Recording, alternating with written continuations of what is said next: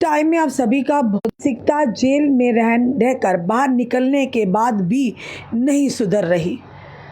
बताना चाहेंगे ये मामला जनवरी 2023 का है, जब हमने भी ये रिपोर्ट की थी कि एक महिला, एक युवती जिसे कि एक घर में तालाब तिलों के घर में एक रखा गया था केयर टेकर के माध्यम से, उसके साथ ही उस घर के ऑनर ने एक युवक को भी वहाँ पर रखा था केयर टेकर के माध्यम से, एक महिला बुजुर्ग की केयर टेकिंग के लिए। और जब इन्हें दोनों को वहाँ पर रखा गया था तो ये दोनों वहाँ पर काम कर रहे थे। एक दिन ऐसा हुआ, उस युवक ने जो साथ में उसकी यानी कोर्ट केयर टेकर थी उसकी एक अश्लील वीडियो बना डाली और लगातार उसे यानी कि ब्लैकमेल करता रहा। यही नहीं बल्कि उसकी मेहनत की कमाई भी उसे ऐंठता रहा। लगातार कई महीनों तक ये सिलसिला चलता रहा। आखिर तंग आकर और साथ ही साथ उसके साथ यानी बलात्कार भी करता रहा, उसका शोषण भी करता रहा। जब उस महिला के साथ शोषण के साथ साथ उसका पैसे भी उसे ऐंठता रहा था, उस महिला ने उसकी शिकायत अपने यानी ऑनर से कर दी जिसने उसे वहाँ पर रखा था। तो उन्होंने शिकायत नवाबाद में दर्ज कर दी। ये जनवरी 2023 की बात है। जब वो शिकायत दर्ज की तो उसके बाद नवाबाद में जो मामला जब दर्ज हुआ तो उसके बाद ये व्यक्ति फरार हो गया।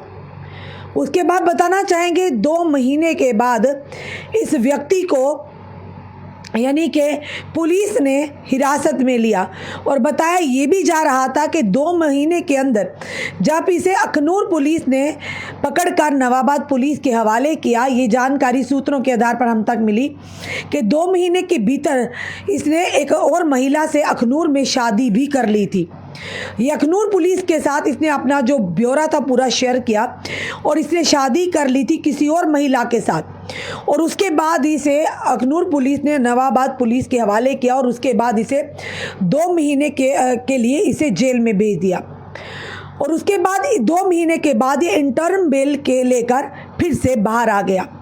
और यही नहीं, यानी कि इंसान अगर उसे किसी अपने गलत काम के लिए जेल में भेजा जाता है तो ये उम्मीद लगाई जाती है कि इंसान को समय दिया जाता है सुधरने के लिए। पर कुछ एक व्यक्तियों की मानसिकता ऐसी रहती है, ऐसी जगहों पर जाकर भी वो सुधरने का नाम नहीं लेता, उनकी मानसिकता ज्यों की त्यों रहती है। उस व्यक्ति की मानसिकता वैसी ही रही। उसने क्या किया, उसके बाद जब वो इंटर्म बेल कर बाहर आया उसने फिर से उस लड़की का पीछा करना शुरू कर दिया, उसकी रेकी करनी शुरू कर दी। और एक दिन जब वो जा रही थी उसने अपने दोस्तों के साथ मिलकर, जब वो कानाचक पहुंची उसने अपने दोस्तों के साथ मिलकर उस लड़की को पकड़ा, उस युवती को पकड़कर एक खेतों की ओर ले गया और वहाँ पर सामूहिक बलात्कार करने की कोशिश की। और जब को लड़की ने कहीं किसी ना किसी तरह से बचने का प्रयास किया और कोशिश नहीं की बल्कि उसे ये भी धमकाया कि जो केस उसने कोर्ट में दर्ज किया, जो केस उसने मेरे खिलाफ किया है बलात्कार का, उसे वापस ले, अन्यथा आने वाले समय में उसका जीना भी दुभर कर दिया जाएगा। और उसके बाद वो फरार हो गया। इस बार ये केस जो है वो कानाचक पुलिस स्टेशन में दर्ज किया गया है। एफआईआर जो है कानाचक पुलिस स्टेशन में दर्ज की गई है। खुद अंदाज़ा लगाइए। और इस व्यक्ति का जो नाम है बताना चाहेंगे आपको, इसका नाम है पवन कुमार, सन ऑफ बताना चाहेंगे पूरन चंद, और रेजिडेंट जो है इसका जो एड्रेस है राजपुरा मंडी बठेरा जम्मू कानाचक। ये जो पूरा इसका एड्रेस है हमने आपको बताया, ये इसका व्यक्ति का नाम है।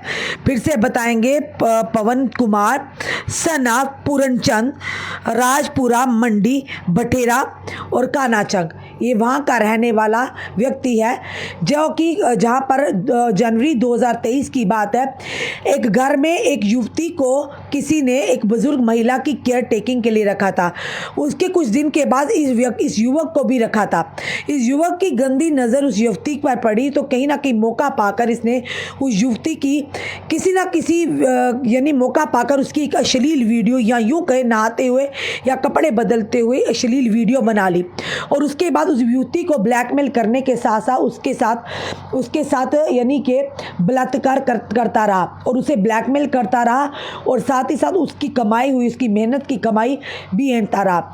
जब युवती तंग आ गई, उससे नहीं सहा गया कि वो उसका शारीरिक शोषण तो करता रहा पर साथ ही साथ उसकी मेहनत की कमाई भी उसे ऐंठता रहा, तो उसने तंग आकर, परेशान होकर उसने अपने मालिक को सारी बात बताई। तो मालिक ने उसे साथ लेकर शिकायत जो नवाबाद पुलिस स्टेशन में दर्ज करवाई और उसके बाद ये व्यक्ति फरार होगा। जब ये व्यक्ति हत्थे चढ़ा पुलिस के, तो उसके बाद इसे 2 महीने के लिए जेल में भेज दिया गया और जब इंटर्म बेल पर छूट कर सामने आया, फिर से इसने ये अपना असली रंग फिर से दिखाया।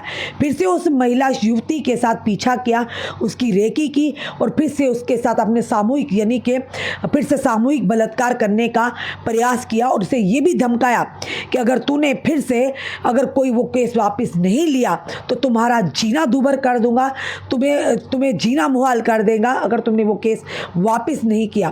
तो उसके बाद ये फरार हुआ। फिलहाल मामला जो है अब फिर से यानी कानाचक पुलिस में दर्ज है। आप खुद से हिसाब लगाइए ऐसे लोगों की मानसिकता कि जो लोग औरतों को, महिलाओं को, बहन बेटियों को किस तरह से प्रताड़ित करते हैं, किस तरह से खुलेआम, यानी ना ही उन्हें कानून का डर है ना ही उन्हें पुलिस का डर है, यानी जेल में रहने के बावजूद भी धड़ल्ले से किस तरह के दूसरों की बहन बेटियों की अस्मत को तार-तार करने के साथ साथ भी उनके साथ खिलवाड़ करते हैं और उन्हें किसी का भी डर नहीं, खौफ नहीं है। और किस तरह से जेल में होने के बावजूद भी 2 महीने जेल काटने के बाद भी, इंटरम बेल के बाहर आने के बाद भी किस तरह से फिर से उस युवती का पीछा करना, उस युवती को धमकाना, उसके साथ बलात्कार करने की कोशिश करना, आखिर किन चीज़ों की तरफ इशारा करता है। बड़ी शर्म की बात है, बड़ी ही अफसोस की बात है। आखिर कमियां कहाँ पर हैं?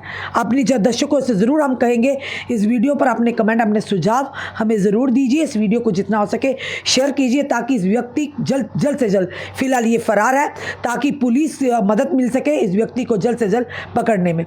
इस वीडियो को जितना हो सके शेयर कीजिए। जुड़े रहिए हमारे साथ अगले अपडेट के लिए। जय हिंद, जय भारत।